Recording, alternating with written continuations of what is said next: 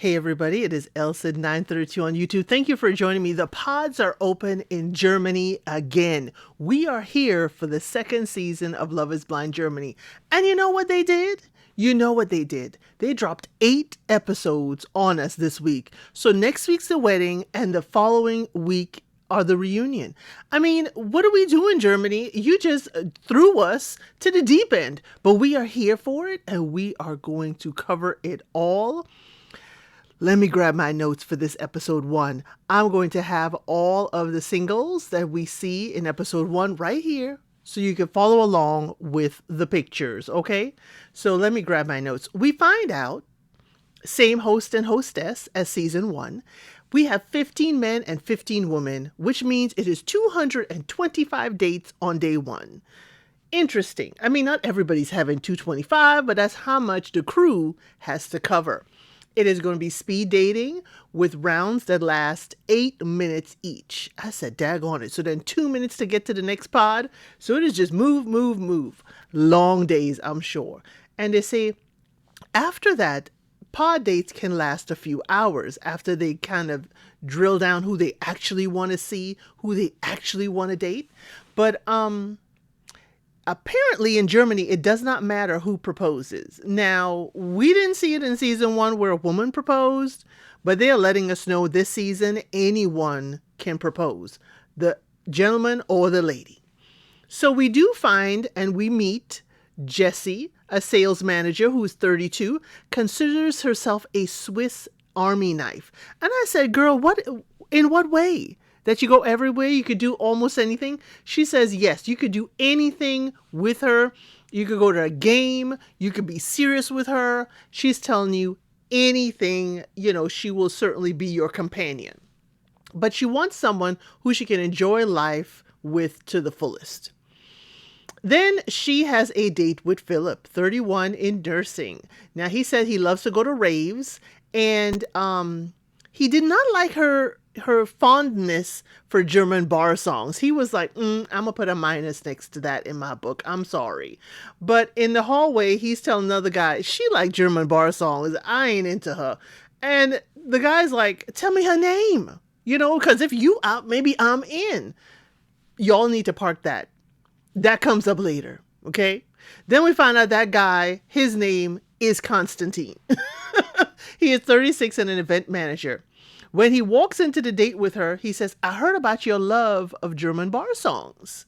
And then they both talk about how much they like skiing and partying. It was a great date. Now, in the men's lounge, Constantine tells the guy, hey, we are the same. We're country bumpkins who like the same stuff. And they all were laughing. But he says, I'm waiting for the shoe to drop from the other foot. I was like, ooh. But he's talking too much. He's saying names. He's saying everything. You're talking too much. Come on now, Constantine. You're talking too much. Then we meet Jubriel. Jubriel is a store manager. He says his family's putting pressure on him about marriage and kids. He loves physical touch, hugs, and touching and just making out.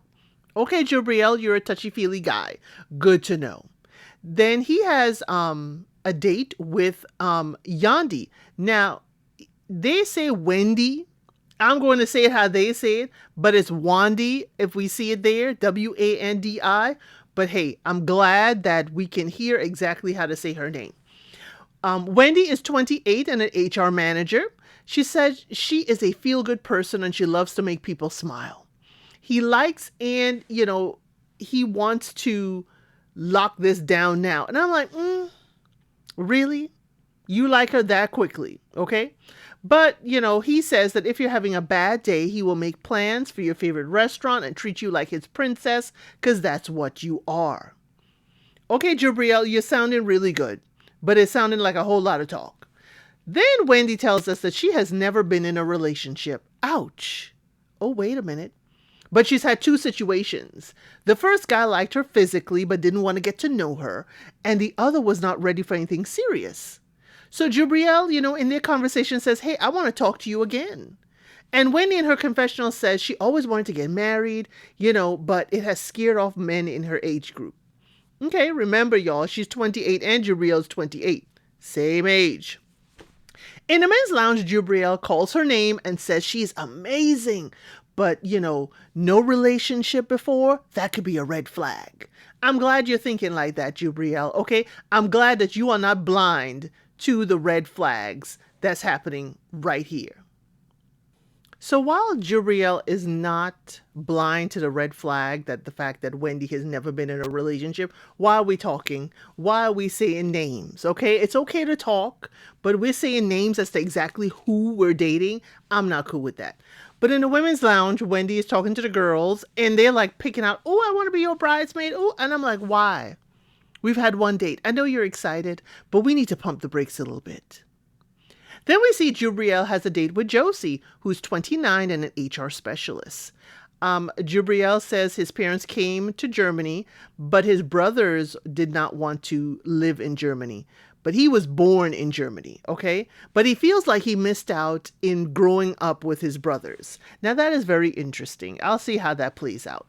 Now, he says one brother had a kid last year.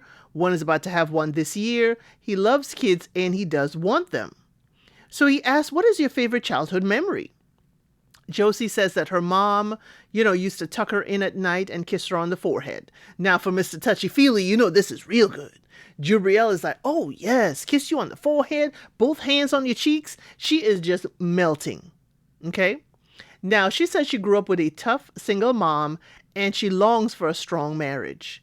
In, the hallway, Jubriel mentions her name to the man. I'm like, why are we saying names? He's like, I just had a great date with Josie. Why are we saying names, sir? We need to stop that. Please, Love is Blind contestants, stop saying names to the competition. We meet Gunnar, who is 33 and in IT. He thinks that he'll make a great father, but he doesn't want to be a father. Then why are we talking about that? Why are we saying you're going to make a great father, but you don't want to be one? Just said, hey, I have made a personal decision not to be a father. I'm a great uncle, but I don't want to be a dad. You could have said it like that, Gunnar. Please. In the men's lounge, they say that Gunnar is having a tough time, a tough spot, because all the women want kids. So why is Gunnar here? Why is Gunnar here? Why is he on my screen? But he tells us that he fits the vegan left-wing hipster prototype to a T. And I'm like, geez, Gunnar, you're describing yourself. He says his dates show him that the women place a heavy preference on having kids. He doesn't want kids because that will change his lifestyle. And he loves his family, but he doesn't want to have one of his own. Okay? Gunnar, you're kind of sounding like you don't know what you want. You kind of sound, I'm good at this, but I don't know if yeah, Gunnar, I don't know if marriage is for you. In the women's lounge, Bree says that, this is like finding a perfect parking spot, but then realizing it's too small for your SUV. I said, daggone it. That's a perfect analogy, Bree. I love it. Gunnar realizes that no kids issue is closing doors for him because he has underestimated that these ladies want kids. But he said it just takes one woman to be on the same page. So he has a date with Josie. And he gives her the basics, his name, his age, what he does. He said he's willing to move from where he is in Berlin. And she appreciated him, not being out all the time, that he does have an early bedtime. They both have a bedtime at 10 p.m. I was like, okay, I understand y'all. My bedtime is earlier, but that's okay. He did say he started cycling, and Josie said, that sounds like a midlife crisis. Okay, that sounds like a midlife crisis. Is a marathon next? He said, actually, I have a spot in Berlin's half marathon in 2 weeks. She was just joking, but he was not, okay? Now, he brings up the no kids issue, and the energy in the room just goes down. They were having a good time laughing, and the energy just goes down. She said she has always romanticized having kids and having a perfect family. And, but given time, maybe she can come to terms with no kids. Excuse me? Josie, excuse me? You don't want to have kids because this man don't want to have kids, but you were going to have kids. So you're going to not have kids because of him? What happens if you begin to resent him and you really want kids? Okay? What if you become pregnant? What is he going to do? How is he going to respond? Josie, I need you to walk away, ma'am. I need you to walk away from Gunnar. I'm sorry. I'm sorry. But she said she's not going to cross him out. And then he says, oh, he feels he has hope with her. Gunnar, no. This woman wants kids. Now she has to come to terms with not having kids just to be with you. Oh, I don't know if you'll be enough, Gunnar. I'm sorry. I don't know you, but I don't know. Somebody should not be making this type of life-altering decision in a 8-minute date in a pod. In the men's lounge, okay, he talks about, finally Josie has come along, okay? And they make it seem like Jubriel heard him, but we don't see a full room panning that Jubriel is turning around to look at Gunnar. So I don't know if that is true or not, okay? But he said, Josie said she feel an instant vibe with Gunnar, but the conversation with Jubriel was really nice too. But the no kids thing is putting her off a little. Why didn't you say that in the pods, Josie? Why didn't you say that? Are you playing games? Or are you our new game player for the ladies? Jubriel is thinking which woman will be best for him in long terms, but it's way too early for that. Okay, Jubriel, you're right. It's way too early. This is the first day, y'all. Now we meet Dustin, who is 30 and a high school teacher. Very handsome high school teacher, y'all. Okay, they're giving him the whole GQ look.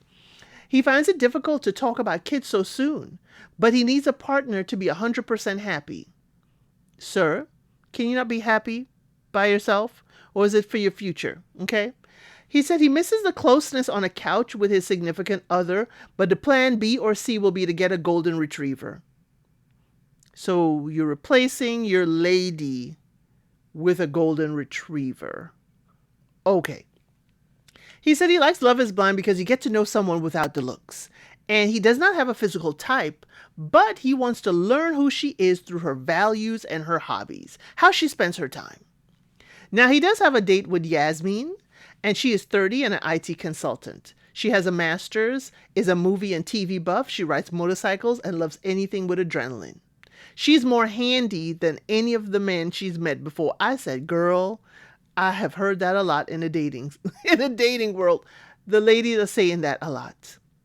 But we have not seen her yet. We're hearing her voice, and they're focused on Dustin this entire time with their date in the pods. And I'm like, why are we focusing on him? He's handsome and all, but why don't you show us who Yasmin is?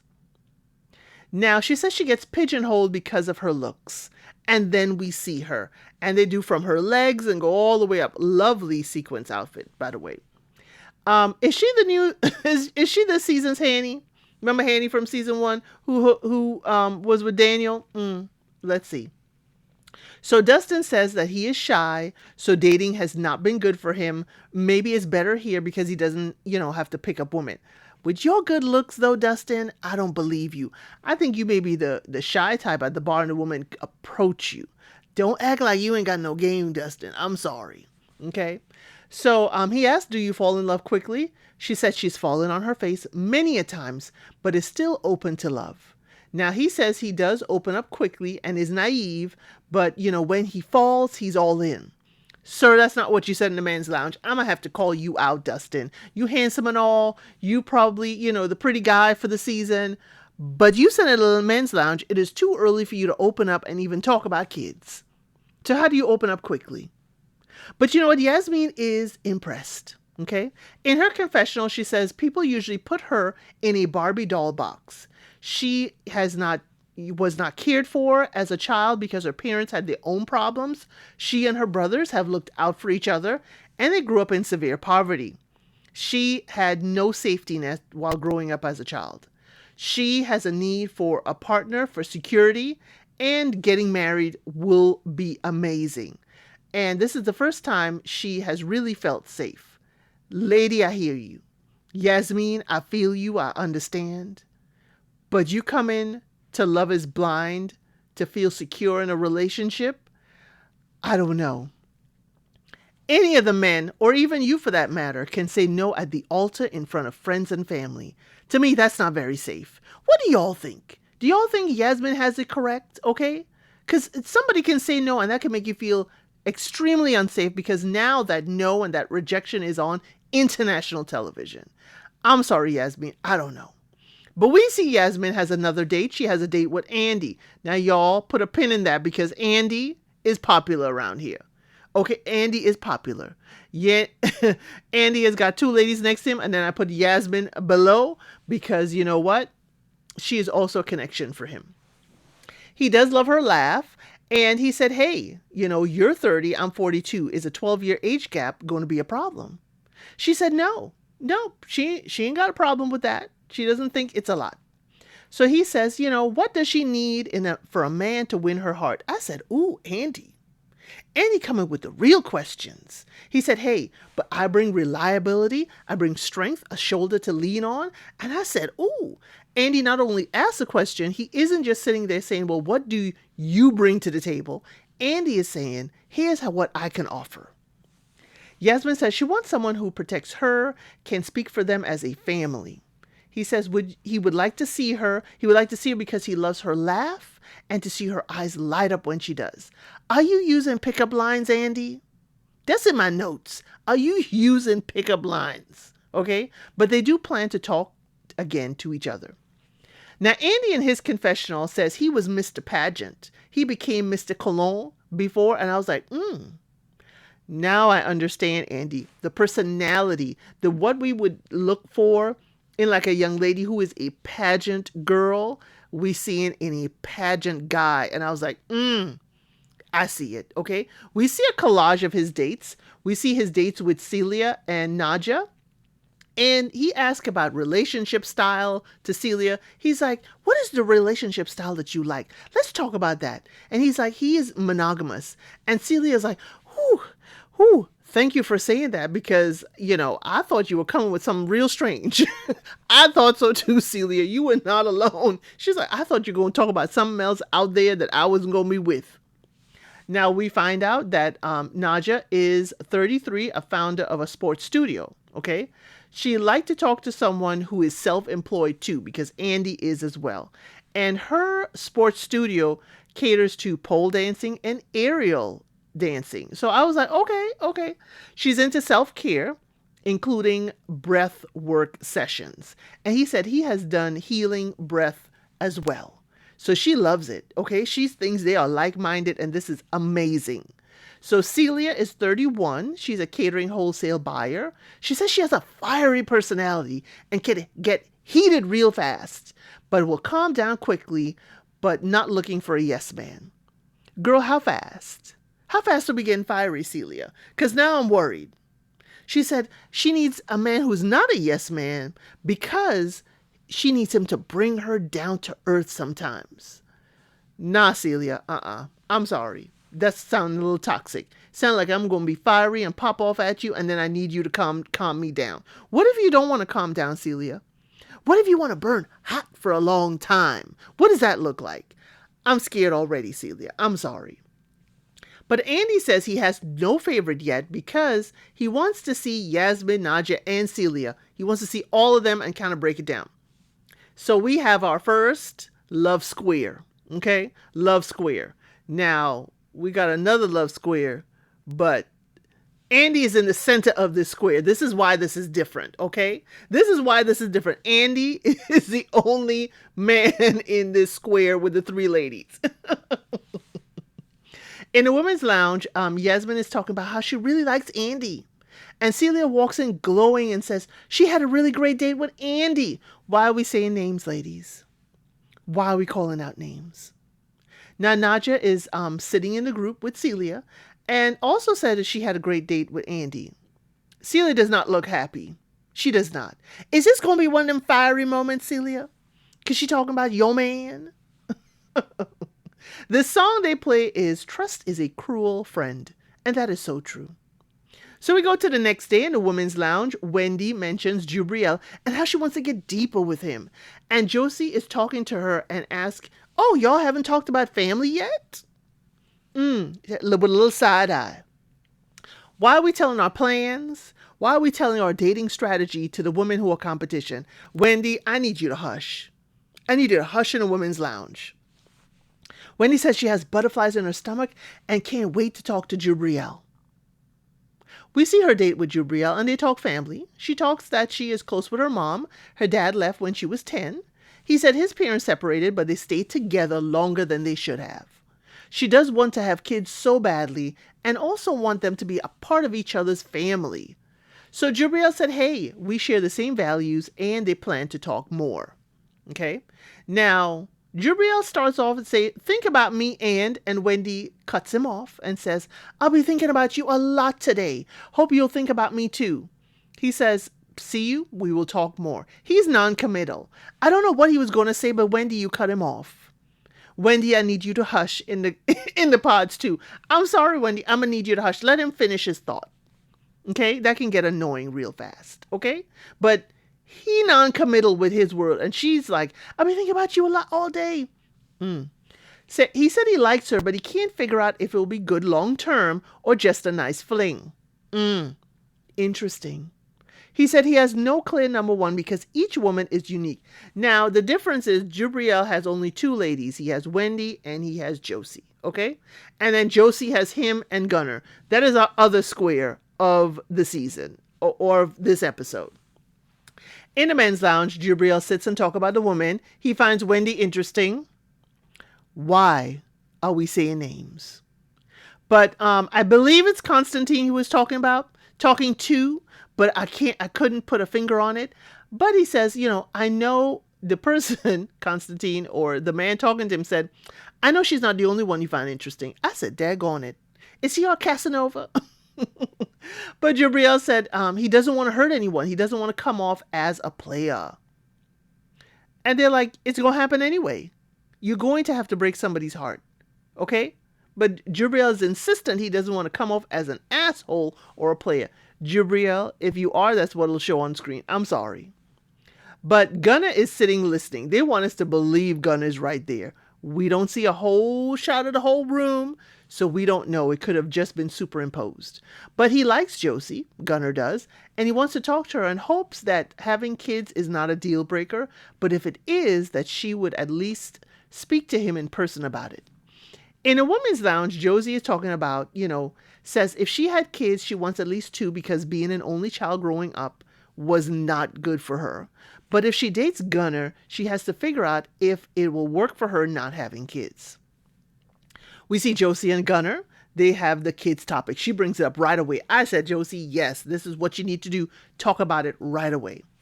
So she says that all my friends will have kids at some point and she may feel left out and disconnected from them. Okay, Josie, but that's not a reason to have kids, but let's keep going.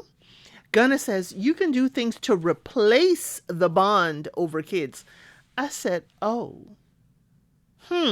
Gunnar, is that what you're doing with the marathons and the other things that you're doing in your life? Josie says she needs to figure out if he will be enough for her in the end. We see Jesse and Constantine. They're happy to have another date. Constantine says, it's time to get deeper. Let's talk about family. So Jesse said her parents are divorced. She has 4 younger sisters. His parents are divorced too. They are both the eldest, they find out. He had to be a role model to his brothers. And they bond on having the same upbringing and values. She is a feel-good manager in her office, and I'm like, are you trying to make everybody feel good? Who's making you feel good, Jesse? That's my question. Are you too busy trying to make everybody else feel good? Okay? So he said he can write a book about his life, but the last 2 years, he's just grateful for the small moments. This is why he lives life to the fullest. And Jessie says, it's a lot. She sees herself in him and not sure if she can date anyone else because he fits like a glove. I said, daggone it. We're falling real hard, real quick. Real hard, real quick. In the women's lounge, she tells them she's going to put all her eggs in one basket. That is Constantine.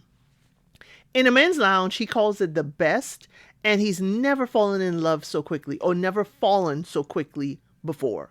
Now, only 2 dates, and he worries that something bad will happen. Sir, it seems like you're hiding something. It seems like either you're a Debbie Downer or you're hiding something. Ooh, maybe that's a Freudian slip. We'll see. Josie and Gunnar. She says, I don't know, many examples of a lifestyle without kids. Let's talk about this. So let's talk about family. Gunnar says he grew up sheltered. His parents had no fights, and his parents are a perfect example of a marriage. How, Gunnar? Because they clearly had kids. I'm sorry.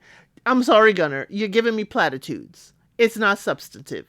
You need to give her an example of a couple you know that had no kids and don't regret it. Come on now. But he says, what is your relationship with your father?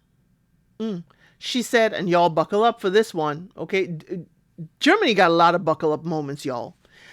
She met her dad in her late 20s. She realized her mom protected her from someone who makes a lot of promises but doesn't keep them because of his struggles. She does admit he had struggles. But he would like to be a father, but he is just a sperm donor. Now, she wrote him and she never heard back. Wonder why he has not replied, because they usually have contact once or twice a year.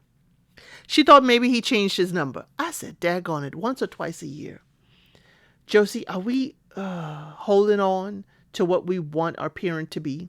But we'll leave that there. She did Google him, and she found his obituary. That is sad. She found out that he passed away 6 months ago, and no one told her. She does apologize for being, emotional, and that this is really a heavy subject.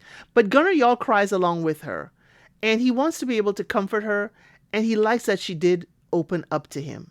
Unfortunately, their date had to end, okay? And when she walks out into the hallway, Wendy is there and hugs her and they comfort her, but they make sure she had a good date, okay? Because they were like, hey, if he ain't no good, we want to know. But they joke and say, hey, there's another date right now, so get it together, girl. Get it together. So they gave her a little chuckle. Now her next date is with Jubriel. He realizes that she's emotional. He's like, you don't sound right. She says she was crying, and she does tell him. She tells him exactly what happened. Josie tells Jubriel exactly what happened. She says her father passing was the last door closing, connecting her to the side that makes her look the way she does. Okay. She goes on to talk about she, had to learn how to manage her hair. She had to learn her skin tone and different lotions. It's different than anyone else's. Her skincare routine has to be different. And Jubriel listens, and he says he wants to give her a lot of comfort, and he feels the same way. He goes on to share that being the only dark-skinned person in the class or the only dark-skinned person in the room has been challenging. And I side-eye you, Jubriel, because you're talking about looks now. You're letting her know you're a very dark-skinned man. But I understand this is your only way, really, I guess, to comfort her. He said being asked if he speaks German or asking him to perform or to touch his hair. He says he thought many a times if he was lighter, if he would have a better life. But he realized that God made him this way, and this way he has many advantages. He said he's sorry that she didn't have the support, but for her to be proud of who she is and to love herself. And he wants to give her a big hug. Remember, he's a hugger. Okay? Josie said that his voice and words are calming her down, and he has created a safe space for her. Now, he said he always wanted to be in a relationship that was a safe space, and he does cry with her. He said, this has been an amazing day. It is heavy, but amazing. Now, y'all, he gets to the curtain before he walks out the door, and he pauses. And he's having a moment crying, an emotional moment, before he wipes his tears to walk out. But in the hallway, one of the gentlemen notices him and gives him a big hug, and Jubriel cries on his shoulder. And other men come there and was hugging him. And he explains, hey, we get each other. Josie and I get each other. And we got really emotional just now. So it was great to see the men emotionally supporting each other. It was wonderful to see. Now, Josie said it was wild date, but good. It felt safe with him. This is in a women's lounge. He understood her on a different level that Gunnar cannot. Interesting. I wonder if Gunnar kind of told her who he was. In a men's lounge, he mentions her name and that she got to him. Why are we saying names? This is Jubriel. Why are we saying names, Jubriel? Man, we need to stop. In a woman's lounge, Josie said dates went good, but she does not have a favorite. Whoa. Okay. She got emotional with both men. Okay. But she just said Gunnar cannot. And Gunnar cannot understand your issues being someone of a darker complexion. You also said that Gunnar with the no kids Josie is asking herself, can she live with no kids as a deliberate choice? Can she live, she can live with it if she cannot have kids, if she couldn't physically have kids, but to deliberately not have kids, she doesn't know how that will work out. Now we see Jesse and Constantine. They walk in singing their bar songs. She gives him a soccer ball keychain because her grandfather was a soccer fanatic. He loved FC Cologne. That was his favorite team. Constantine is like, the song for the soccer team, FC Cologne, my dad is a musician and he helped create that song. Jessie is floored. She said, you know what? We played that at my grandfather's funeral a month ago. They both are crying. They're both crying. Are we trauma bonding? I don't know, because he didn't share any of his traumas. But for me, it seemed very much that connection. But hey, they both find their connection crazy. And when she's walking into the women's lounge and away, from the pod, they're playing the theme song for FC Cologne. How do I know that? I went and researched it and listened to their theme song and matched it up. In the men's lounge, Constantine said he's freaking out because they will unpack more and start to get deeper. He said the pressure is high and he has his dark sides, many dark sides. Meanwhile, Jessie is in the women's lounge. She thinks she has found her man and her family will love him. Y'all, that is the end of the episode. I hope y'all will keep on with me. We have more episodes to come. And you know what? I'll see you on the next one. Thank you for watching. Please like, share, and subscribe to the channel.